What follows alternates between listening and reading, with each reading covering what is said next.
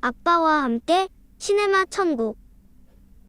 구독, 좋아요, 알림 설정 꾹 눌러주세요. 옛날에 어른들이 애들은 콩나물처럼 자란다라는 얘기를 많이 하거든요.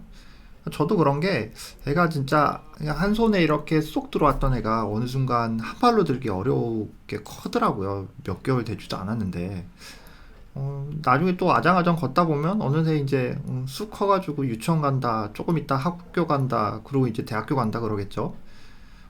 정말 그럴 때 보면 이제 신기할 것 같아요. 그럼 이제 반대로 걔 커가면 저는 이제 점점 나이가 들어갈 텐데, 그때가 진짜 금방 오지 않을까라는 생각을 합니다.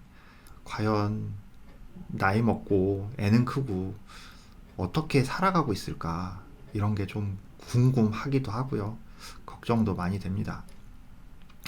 오늘은 과연 우리가 성인기와 노년기의 과업인 생산성 그리고 자아통합에 대해서 한번 얘기를 해보도록 할 건데요.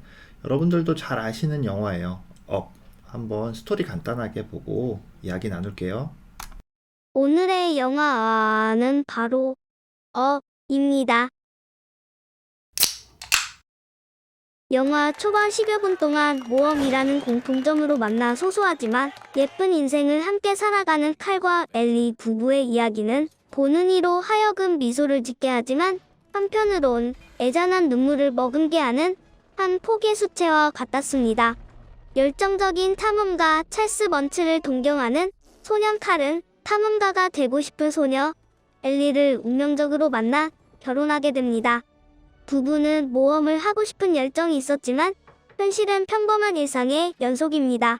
작은 집을 구입해 수리하고 신혼살림을 꾸렸습니다. 쉬는 날이면 언덕에 올라 구름을 보며 폭풍을 즐기고 남들과 같이 아이를 키우고 싶은 마음이 간절하지만 아기를 가질 수 없는 현실에 절망합니다. 하지만 슬픈 마음을 추스리고 언젠가 남미 어딘가 있는 파라다이스 폭포를 탐험하겠다는 목표를 세우고 큼직한 유리병에 작은 동전이라도 꼬박꼬박 모으며 모험의 꿈을 키워갑니다.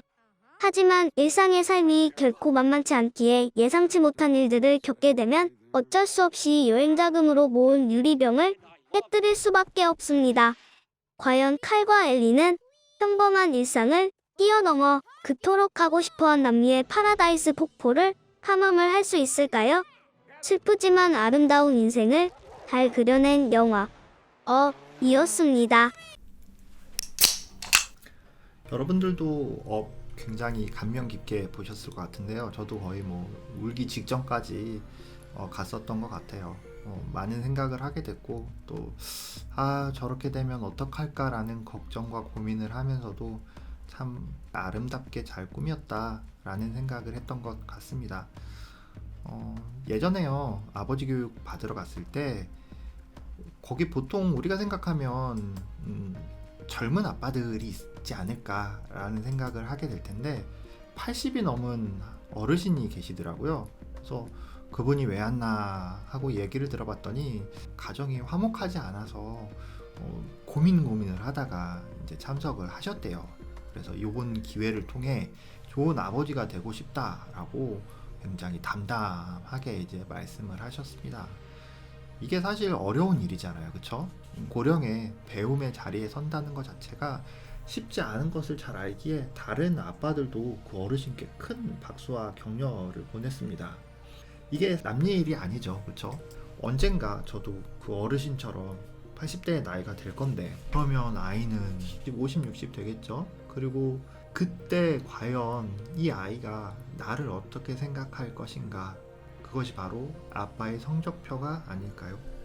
사실 우리가 지금 30대, 40대 보통 아빠들 나이가 이 정도 될 건데 이때 중요한 게 뭐겠어요? 사회생활이죠. 그쵸? 사회에서 열심히 업무를 잘 해서 성과를 내고 그리고 위에서 열심히 쪼고 밑에선 미친 듯이 치고 오고, 이런 전쟁터 같은 곳에서 살아남으려면 진짜 열심히 할 수밖에 없어요. 그리고 그게 책임감이라고 그렇게 배워왔고 정말 가정에도 충실하고 싶지만 멀어지게 되는 것 같아요.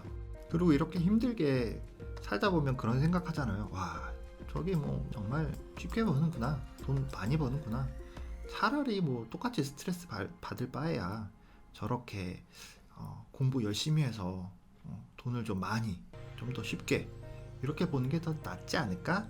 라는 생각을 하다 보니 아이들에게 이제 공부에 대해서 강조를 하게 되겠죠. 공부를 잘해야 스트레스 덜 받고 돈 많이 벌 수 있어. 그렇기 때문에 열심히 공부해야 돼. 많이 이야기하게 돼요. 저도 사실은 그럴 것 같은데 여러분들도 아마 자식 키우시면서 많이 이렇게 하실 것 같아요.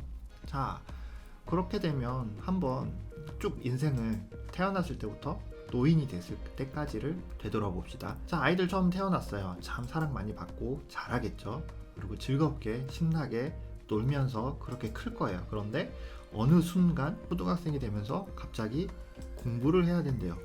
노는 건 이제 점점 줄어들고, 노는 게 지금까지 인생에서 계속 했던 일, 놀이하는 게 굉장히 나쁜 일이 되어버렸죠. 그쵸? 그러면서 놀고 싶은 마음은 있지만 억지로 아빠가 엄마가 시키는 대로 공부를 해야 되고요. 그리고 열심히 공부하다 보아 학교를 가고, 그러면 이제 열심히 또 취업을 해야 되고요. 그리고 또 취업을 했더니 또 열심히 또 회사에 충성해서 회사 생활을 열심히 해야 된대요. 그러고 나서 나이가 들어서 어느새 은퇴하고 할아버지가 됐어요. 그 후엔 어떻게 될까요? 과연 그 인생이 행복하고 주변에 있는 사람들이 그 사람에게 너 진짜 인생 잘 살았어 하며 박수 쳐줄 수 있을까요? 물론 인생에는 정답이 없습니다. 그런데 매번 나오는 학자이죠. 인생에 대해서 한번 쭉 강조하는 것들이 있어요. 그 중에서 우리는 초등학교 때 근면성 주로 이제 강조를 하고요. 그 다음에 청소년기에 정체성 강조를 합니다. 그 다음에 나타나는 게 친근감과 생산성인데요. 이 친근감과 생산성은 여러분들 나이 30대, 40대에 이뤄야 할 목표예요. 그리고 나서 우리가 지금 계속해서 걱정하는 이 노년기에는 자아 통합이라는 것을 강조합니다. 그런데 우리가 지금 아까 이야기했던 것처럼 예시를 든 삶을 살아갈 때 이 에릭슨의 얘기하는 것 중에 빠진 것들이 있어요. 그게 뭐냐면 바로 정체성과 친근감인데요. 우리가 열심히 근면하게 살아가고 그 다음에 생산성을 잘 이끌어도 이 정체성과 친근감이 빠진다면 마지막 노년기에 자아 통합을 이룰 수가 없다라고 이야기를 합니다. 굉장히 섬뜩한 이야기죠. 나는 내 주변에서 그리고 사회에서 살라는 대로 열심히 살았는데 끝에 가서 자아 통합을 이루지 못한다? 그럼 참 안타까울 것 같아요. 과연 자아 통합을 이루게 되지 않으면 어떻게 될까요? 바로 절망감을 느낀다고 합니다. 그래서 먼저 아빠는 자신의 삶을 좀 성찰할 필요가 있을 것 같아요. 내가 정말 올바르게 살고 있나? 그리고 정말 내가 이렇게 살아가는 게 우리 가족, 우리 아이에게 도움이 되고 그들도 행복하게 살아갈 수 있는 것일까? 라고 말이에요. 이러한 결단은 아빠의 본인뿐만 아니고 자녀와 그리고 가정에 굉장히 중요한 역할을 미칠 것이라고 생각합니다. 이 업에서 보면 이 할아버지가 이 집을 띄우기 위해서 자신의 소중했던 추억들이 담긴 집안에 있는 모든 물건들을 바깥으로 내던지는 장면이 있는데요. 우리도 결국 지금의 인생의 어떤 전환점을 맞으려면 우리가 그동안 소중히 여겼던 것들, 당연시 여겼던 것들을 밖으로 던져버려야 되지 않을까요?